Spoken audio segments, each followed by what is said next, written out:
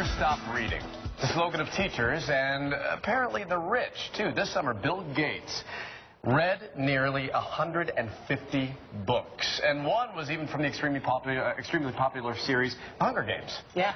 So if reading is boring to your middle schooler, maybe you can engage them with the idea of profiting later. Right. Today, Lee Platt, the teen librarian at Russell Regional Library, is here with books to encourage your child to head on over to the library. This is great. We've talked about preschoolers and kindergartners about what to read. Now we're up into the middle schoolers. All right, so what do we got here? Okay, what we got is a wide variety of books here that we have at our location. We have Japanese anime, which is the manga series. We have some of those featured here.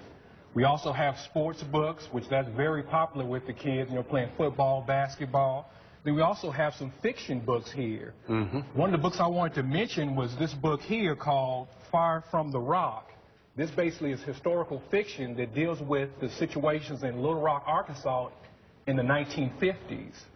So it's one of the things I was really interested in when I was growing up reading was a lot of historical fiction besides sports. Do you find a lot of middle schoolers interested in historical books or more fantasy? Because I know mine kind of go both ways. I mean, this one is a huge hit, obviously, because my son and I can talk about Michael Jordan. That's right. That's right. But do you find them finding interest in history? Yeah, it's actually kind of back and forth because I have some, probably about half and half. I have some that read you know, fantasy, and I also have some that are interested in historical fiction.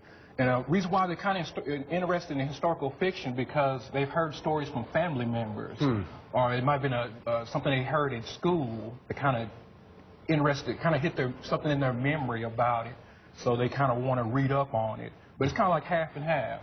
Now, Lindsay, you read to your son, right? Oh, yeah, every day. He's reading to me now. See, that's excellent. Yeah. But when they get into middle school, I find that they may want to stop reading. Or do you find as they get to this age, they're stopping to come to the library? They sure do. Hey, don't do that. It's kind of like when they get to going from elementary school to middle school, for some reason, they kind of, you know, lose it. They do. They got to find what they're interested in. That's right. So what I always tell them to do, find something that you're really interested in and start reading that.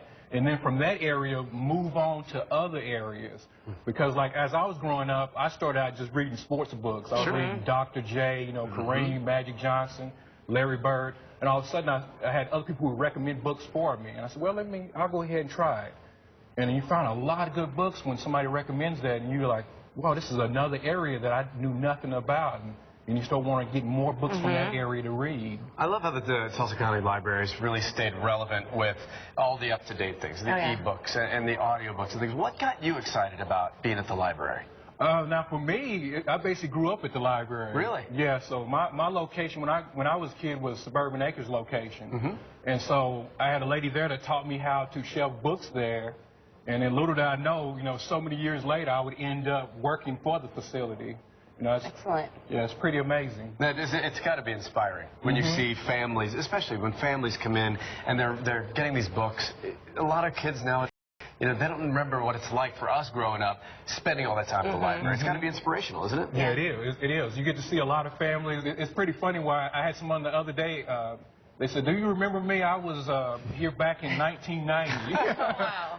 You know, and we're 2013 now, and so during that time, I would talk to them about school and see how they were doing. And then now they're bringing their sons and daughters in there, and I'm talking to them about, you know, about school and grades and, you know, how are you doing in class? Well, you're doing a great thing, sir. I appreciate you bringing these by.